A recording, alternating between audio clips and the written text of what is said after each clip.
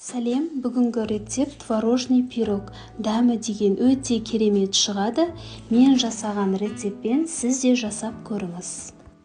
Тестамызды дайындаймыз.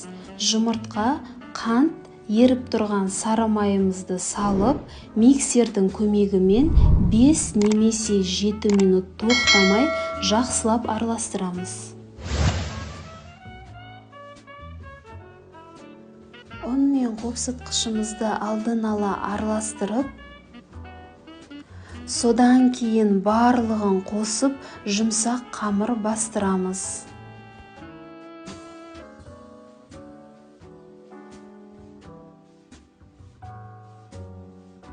Дайын болған қамырды күленкаға орап 15-20 минутқа тындырамыз. Тестамыз дайын болғанша салмасын дайындаймыз.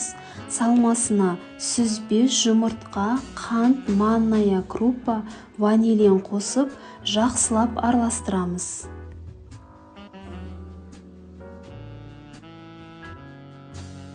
Салмадағы сүзбенің түйінін кетіру үшін блендер қолданамыз. Мендегі форманың көлемі 240. Тестаны формаға қолмен шет-шетін көтеріп жайып шығамыз. Қолмен жайғандықтан осы видеодағыдай ретке келтіреміз және вилкамен тесіп шығамыз, өйткені тестамыз қатты көтеріліп кетпеу керек. Тестаның ортасына салма салғаннан кейін ауа қалмау үшін осылай қағамыз.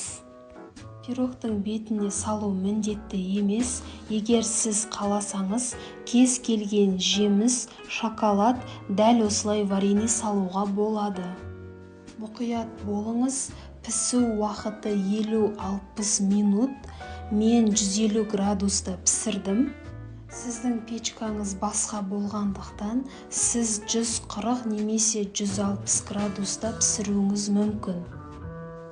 Қызып тұрған печкаға саласыз және піскеннен кейін пирогты бірден печкадан шығармайсыз. Сол печканың ішінде тұрып суы керек. Болмаса печка қатты қызып кеткен болса, есігін кішкене ашып қойсаңыз болады. Жасап көріңіздер, ас дәмді болсын.